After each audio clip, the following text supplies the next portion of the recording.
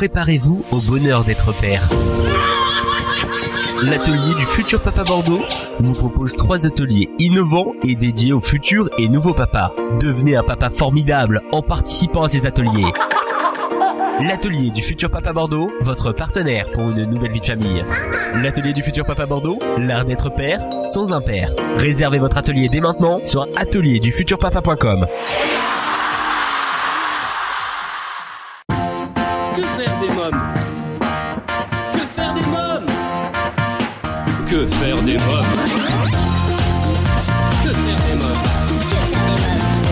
Que faire des mômes? Que faire des mômes? Que faire des mômes? Que faire des mômes? Éric Couder. Bonjour à tous, bienvenue, c'est Éric Couder, des invités, des actualités, des sorties pour la famille, et c'est absolument tout ce que vous pouvez retrouver chaque semaine à la radio et en podcast en écoutant votre émission Que faire des mômes. Toc toc toc, c'est déjà Mars qui tape à nos portes, comme dit le dicton au Pays Basque, Mars frappe avec la queue, avril avec la tête. Pendant ce temps-là, dans le Morvan, on dit si l'hiver ne janviote, si février ne févriote, Mars laisse et ne laisse rien. J'ai pas trouvé ces dictons comme ça, j'ai cherché. Moi je connais juste averse de Mars, giboulée d'avril. Et vous les dictons, vous en êtes fan? Vous voulez en partager avec nous sur Facebook? Allez, j'en invente un rien que pour l'émission d'aujourd'hui. Écoutez Que faire des mômes en mars et vous continuerez en avril. Allez, Que faire des mômes, c'est tout de suite.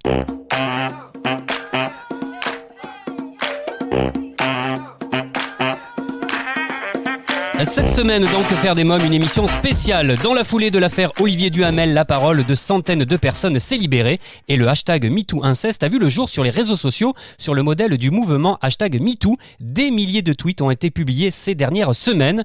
1 à 2 enfants sur 30 sont victimes d'agressions sexuelles et de viols, principalement dans le cadre familial. Mais le sujet reste tabou, ou pire, quand les faits sont révélés, il reste impuni. Pourquoi? Voilà une question à laquelle nous allons essayer de répondre dans quelques instants en compagnie de mon invité Patrick Jean, réalisateur du film témoignant d'un fort engagement artistique et social. Il a notamment réalisé La domination masculine, thème sur lequel il a déjà écrit 2 livres.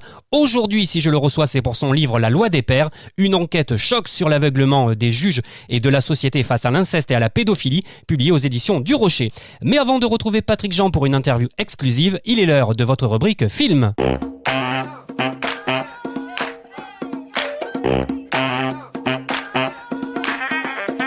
Cette semaine, je vous parle du long métrage d'animation japonais Dragon Guess Your Story de Takashi Yamazaki, disponible sur la plateforme de streaming Netflix. En digne fils de son père, Lucas décide d'aller sauver sa mère des griffes d'Erebos, le fou, mais il lui faut d'abord trouver l'élu capable de brandir l'épée zénitienne. Je vous propose de découvrir un extrait musical du film. C'est pas vrai.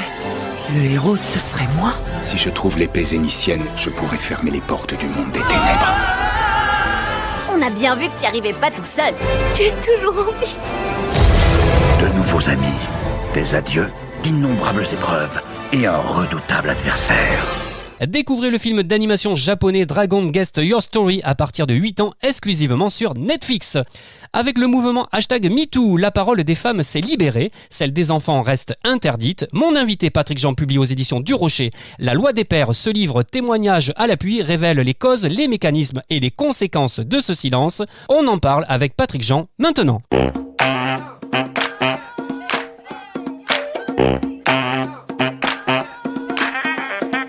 Bonjour Patrick Jean. Bonjour. Alors vous publiez aux éditions du Rocher La loi des pères, une enquête choc sur l'aveuglement des juges et de la société face à l'inceste et à la pédophilie. Patrick Jean, comment se fait-il que de nos jours, 1 à 2 enfants sur 30 sont victimes d'agressions sexuelles et de viols, principalement dans le cadre familial? Alors c'est une histoire ancienne, c'est l'histoire de l'humanité. L'histoire de l'humanité repose sur la création, sur l'invention des rapports sociaux qui confèrent aux hommes le droit de propriété des corps des femmes et des enfants. Alors ça s'inscrit à tout moment dans toute notre histoire de l'humanité. Je vais prendre 2 exemples. Encore au 19e siècle, donc très récemment, Napoléon Bonaparte écrivait en toutes lettres les femmes et les enfants appartiennent aux hommes comme les arbres et les fruits appartiennent aux jardiniers. Donc il y a un sentiment de propriété qui est un droit archaïque des hommes dans toutes les cultures du monde sur le corps des femmes et des enfants. Et deuxième exemple encore plus récent, c'est en 1992 ouais. que le code pénal a puni le viol conjugal. C'est-à-dire que jusqu'en 1992, un homme ne violait pas sa femme légalement, il utilisait un corps dont il était propriétaire. Et c'est cette propriété du corps des femmes et des enfants qui est actualisée par une minorité, mais malheureusement très nombreuse quand même, d'hommes qui vont agresser sexuellement, violer, pour certains leur compagne, leur épouse, et pour d'autres des enfants, alors leurs propres enfants ou de leur entourage. Alors évidemment, l'agresseur numéro 1, c'est le père, et puis il y a le grand-père, l'oncle, mais ça va aussi jusqu'au grand frère ou l'ami de la famille. Oui. Est-ce que vous pensez qu'avec l'affaire Olivier Duhamel et le mouvement MeToo Inceste sur les réseaux sociaux, ça va faire enfin bouger les choses et libérer la parole des enfants ? Oui, ce sont des petits déclencheurs, alors petits, pas pour les victimes évidemment, mais au point de vue de la société, ce sont des petites étincelles qui allument du pétrole qui était répandu, si vous voulez, parce que ça fait un siècle que dans notre société, il y a quelque chose qui bouge par rapport aux droits des individus. Alors, les droits des individus selon leur sexe, et notamment les femmes, les droits des individus selon leur couleur de peau, et évidemment, les personnes qui sont considérées comme non blanches, qui ont vécu évidemment des siècles et des siècles de domination, mais aussi les personnes selon leur orientation sexuelle et les homosexuels. C'est au XXe siècle que tout ça se pense et que on se dit que chaque individu doit avoir des droits égaux. Et au final, après tous les autres, eh bien, ce sont les enfants qui arrivent. Alors pourquoi après ? Notamment parce que les enfants, ils ne parlent pas. Ils font pas d'association, ils font pas de manifestation, ils font pas de pétition. En latin, enfant, infans, ça veut dire celui qui ne parle pas. Ouais. Si j'ai bien compris, donc ce silence autour de ce sujet qui reste tabou, c'est qu'il y a un lien avec notre histoire et notre culture aussi. Absolument, notre culture est toujours une culture patriarcale. J'ai appelé mon livre La loi des pères. C'est pas le père au sens de papa, c'est-à-dire l'adulte masculin qui s'occupe de ses enfants, qui les aime, qui les éduque. Non, c'est la position politique. Alors, traditionnellement, il y a le père de famille qui a autorité sur sa famille et propriété, comme je vous l'ai expliqué, qui est le représentant. Alors, dans l'Ancien Régime, c'était le représentant du roi, c'était dit en toutes lettres, il représentait le roi sur la famille, ouais. Le roi étant le père de ses sujets, remplacé par un président qu'on appelle le père de la nation, c'est toujours le même terme qui est employé. Le roi était le représentant de Dieu, le Père. Dans tous les monothéismes, on considère que le sommet de la pyramide, c'est un Dieu unique et c'est un Père. Il est masculin et on l'appelle mon Père. Ainsi que ses représentants sur Terre. Les curés, on les appelait mon Père. Oui. Le mot abbé en arabéen veut dire papa, le mot pape aussi. Et puis, dans le monde du travail, il y a toute une pensée du patron d'entreprise comme un père sur ses employés. Ça s'appelle le paternalisme. C'est toute une pensée politique de la fin du 19e siècle. Et puis, il y a d'autres exemples dans le patinage artistique. Quand il y a eu des scandales, j'ai été frappé d'entendre les victimes parler de leur coach, de leur entraîneur, comme un père spirituel, un père de substitution. Et donc, la position politique du père, c'est celle qui régit encore toute notre société et qui, de temps en temps, est actualisée. Alors, quand je dis de temps en temps, c'est entre 3 et 6% des enfants qui en sont victimes, c'est quand même beaucoup. Donc, un droit qui est réactualisé dans le viol, dans l'agression sexuelle des enfants. Mais évidemment, cela passe aussi par toutes les maltraitances des enfants. C'est-à-dire l'idée qu'on puisse tout à fait légitimement agir avec des enfants uniquement sur l'autorité, sur le pouvoir, et parfois aussi sur ce qu'on a appelé des violences éducatives, qui n'ont rien d'éducatif d'ailleurs, mais qui sont des petites violences quotidiennes qu'on fait aux enfants, qu'on n'oserait plus aujourd'hui, par exemple, faire contre des employés dans une entreprise. On se retrouverait immédiatement au prud'homme. Alors Patrick Jean, ce qui est totalement aberrant, c'est que l'on se serve du syndrome d'aliénation parentale devant les tribunaux pour exonérer les agresseurs, voire mettre en accusation les mères et les personnels de santé qui les signalent. Ça, j'ai trouvé ça mais vraiment aberrant, quoi. Alors c'est une idéologie qui vient d'auteurs pédocriminels américains des années 1980, qui ont en fait retranscrit une vieille idéologie du 19e siècle, notamment en France. C'est-à-dire que dès que la loi a puni les pédocriminels, il y a eu des théoriciens, souvent des médecins, qui disaient « il ne faut pas écouter les enfants ». Quand les enfants dénoncent un inceste, par exemple, grosso modo, généralement, c'est faux, et c'est la mère qui met ça dans la tête de l'enfant pour se venger d'un mari gênant ou d'un notable du village. Eh bien, c'est repris en toutes lettres dans les années 1980, et aujourd'hui, ces théories sont promues par des gens, pas par n'importe qui. En France, Paul Bensousson, qui est tout le temps dans la presse, dans les médias, eh bien, toutes ces expertises sur des cas d'inceste, quasiment toutes font appel à ce genre de théories. Il en est le grand promoteur, et ces théories punissent les mères, puisqu'on dit que c'est elles qui ont poussé les enfants à mentir. Toutes les études montrent que c'est faux, qu'il y a très très peu de fausses allégations, de fausses dénonciations. Et donc, eh bien, les mères, on les coupe des enfants puisqu'on estime qu'elles sont dangereuses. on remet l'enfant à l'homme, au père, que l'enfant désigne comme son agresseur sexuel, et les enfants et les mères ne peuvent plus se voir très souvent que 1 à 2 fois par mois pendant 2 heures en présence d'un travailleur social.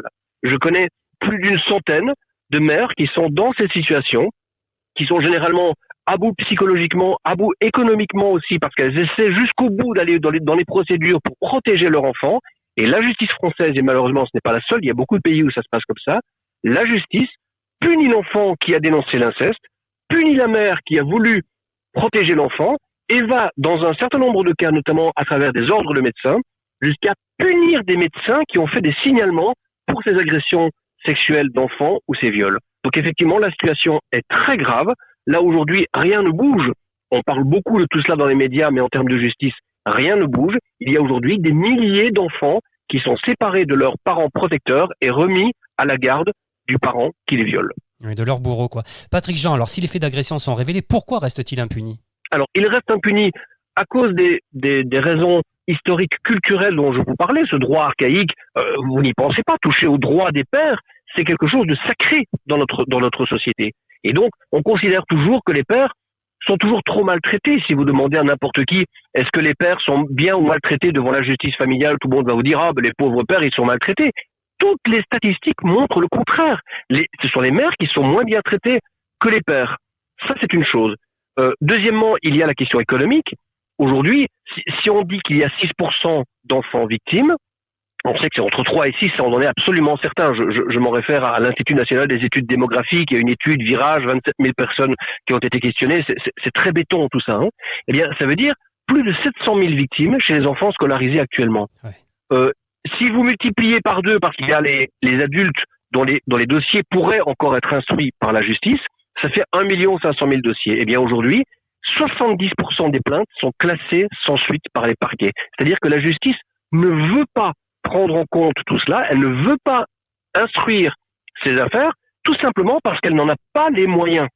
Donc on préfère faire confiance à des gens comme M. Paul Bensoussan, qui viennent dire « Non, mais vous savez, c'est sans doute une histoire d'aliénation, sans doute que c'est l'enfant qui a fantasmé, la mère qui lui a mis des choses dans la tête », pour ne pas voir la réalité de l'inceste en France, qui pourtant est mesurée tout à fait officiellement.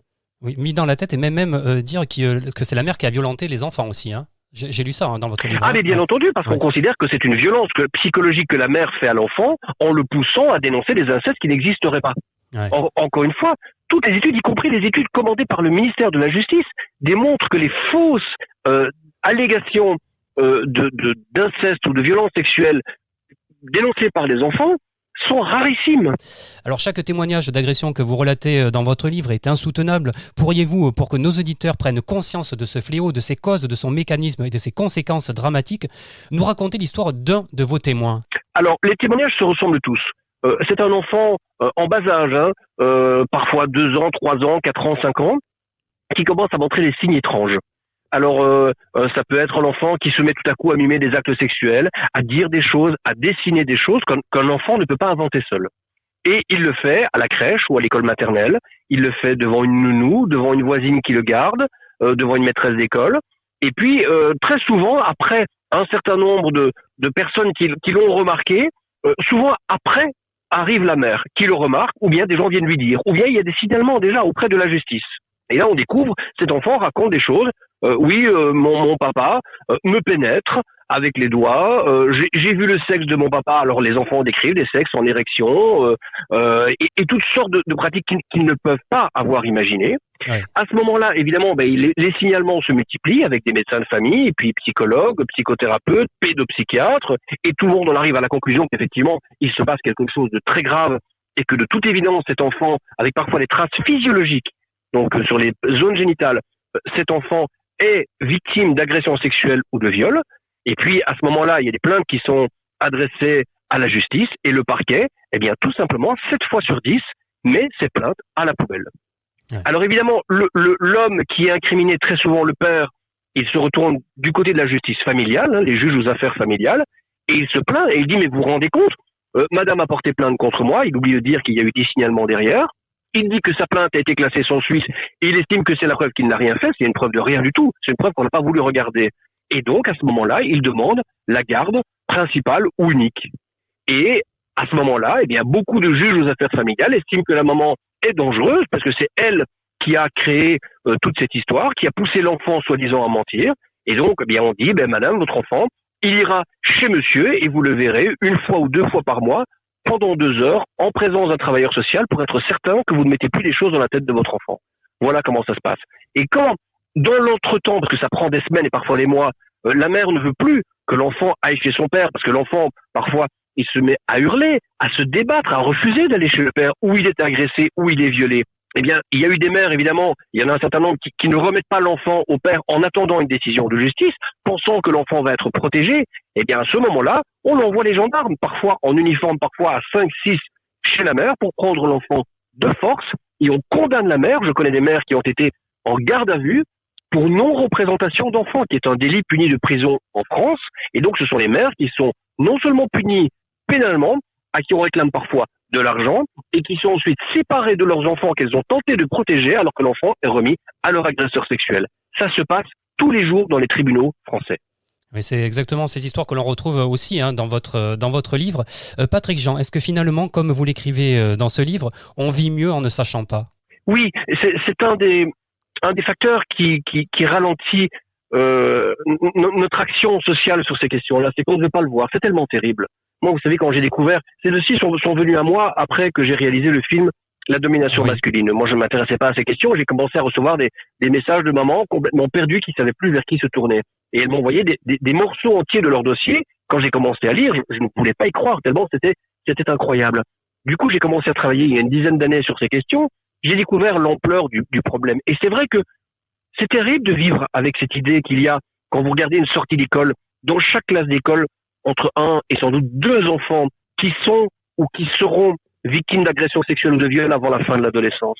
C'est terrible de penser que dans votre entourage, statistiquement, il y a sans doute 1 ou 2 hommes parmi votre père, frère, meilleurs amis, voisins, collègues, associés, les gens avec qui vous buvez l'apéro. Eh bien, parmi tous ces hommes, il y en a en moyenne, il y en a sans doute un qui soit est déjà passé à l'acte, soit pourrait passer à l'acte, soit télécharge des vidéos pédopornographiques où il assiste à des viols d'enfants, parfois de bébés. Eh bien, vivre avec ça, effectivement, ce n'est pas confortable. Mais en même temps, on ne peut pas changer cette réalité sociale. On ne peut pas sauver ces dizaines, ces centaines de milliers d'enfants qui vivent l'enfer actuellement si on ne regarde pas cette réalité en face. Nous devons, nous, adultes, faire cet exercice et refuser que cela continue, que ce massacre se perpétue jour après jour. Justement, alors, est-ce que vous avez des solutions pour changer tout ça ? Alors, la première des solutions, c'est qu'il faut que la justice arrête de classer sans suite. Ouais. Ça, c'est la première des choses. Le juge Durand, qui va co-présider la commission sur les violences sexuelles qui est actuellement mise sur pied, il le dit aussi, il le dit lui-même en toutes lettres. 70% des plaintes sont classées. Il faut arrêter ça. Il faut 0% des plaintes classées. C'est-à-dire qu'il faut instruire tous les dossiers où on suspecte un inceste, une violence sexuelle, un viol contre un enfant, que ce soit dans le cadre familial ou pas. Mais c'est souvent dans le cadre familial. Ça, c'est la première des choses. Ça veut dire qu'il faut des moyens. Rendez-vous compte, des centaines de milliers de dossiers à instruire. Il va falloir que nos gouvernants, quelle que soit la majorité, mettent la main à la poche et mettent des milliards sur la table. Sans quoi, c'est ça, ou bien les enfants vont continuer à être violés impunément. Vous savez, aujourd'hui, si vous volez une mobilette, vous risquez beaucoup plus de vous retrouver devant un juge en correctionnel que si vous violez votre enfant. Aujourd'hui, dans la situation française, si vous violez votre enfant, vous avez quasiment une certitude d'impunité. Ouais. Ça, il faut que ça s'arrête tout de suite. Je pense que c'est la première des choses à faire. Évidemment, il faut des moyens pour aider les enfants qui ont déjà été victimes, pour leur permettre le plus vite possible, parce que là, plus le temps passe, plus c'est difficile, évidemment. Donc, il faut des moyens tout de suite pour aider les victimes, jeunes ou déjà adultes, à vivre, à se refaire, à se reconstruire malgré tous ces traumatismes. On sait très bien que ces traumatismes-là ont des conséquences psychiatriques et somatiques, c'est-à-dire qui touchent le corps pendant toute la vie. On les retrouve de manière surreprésentée parmi les gens, évidemment, qui sont suicidaires, qui prennent des tranquillisants, de l'alcool, de la drogue, mais aussi dans un certain nombre de maladies qui touchent le corps. Donc, évidemment, il y a besoin de moyens pour ça aussi, mais je pense que la grande urgence aujourd'hui, c'est de ne plus mettre les dossiers à la poubelle, d'instruire les dossiers, voire de réouvrir des dossiers où des enfants, à l'heure où nous parlons, sont, par la décision de justice, à la main de leur agresseur sexuel qui est leur père, leur mère en étant écartée. Il faut réouvrir un certain nombre de dossiers. Il y en a des milliers qui sont aujourd'hui en cours, qui ne sont pas des histoires du passé, qui sont des histoires du présent au moment où nous nous parlons. Alors Patrick Jean, pour terminer, je vous laisse le mot de la fin. Peut-on espérer un message d'espoir à l'horizon ? Est-ce qu'on peut voir justement une éclaircie dans tout ça ? L'éclaircie, c'est que, je vous le disais tout à l'heure, les affaires comme celles qu'on a vues cette année, le fait que mon livre ait été publié, je suis sûr que si je l'avais écrit il y a 5 ans, il n'aurait pas été publié. Ouais. Ça veut dire qu'il y a, chez les éditeurs, dans les médias, une attention qui est portée à cela. C'est le révélateur que dans la société, il y a quelque chose qui bouge. Mais maintenant que cela bouge, il faut accélérer. Il faut qu'on soit tous des catalyseurs. Qu'on dise maintenant, ça suffit. On veut tout de suite du changement. Je pense que c'est possible. Je pense qu'en 2020, quelque chose s'est passé, et 2021, quelque chose se passe. De ce quelque chose, il faut provoquer une transformation sociale fulgurante, flagrante, violente, pour que les enfants ne soient plus victimes d'agressions sexuelles et de viols, notamment dans le cadre familial, mais pas seulement, évidemment. Patrick Jean, La loi des pères, c'est le titre de votre livre, une enquête choc sur l'aveuglement des juges et de la société face à l'inceste et à la pédophilie, publié aux éditions du Rocher. Merci Patrick Jean. Merci à vous. Chers auditeurs, si le sujet traité dans l'émission d'aujourd'hui vous a interpellé, je vous invite à venir partager votre opinion sur quefairedesmoms.fr en laissant vos commentaires sous le podcast de cette émission. Merci à tous pour votre fidélité, c'était Eric Couder. On se retrouve la semaine prochaine avec de nouveaux invités, des actualités, des sorties pour la famille. À la semaine prochaine, bye bye.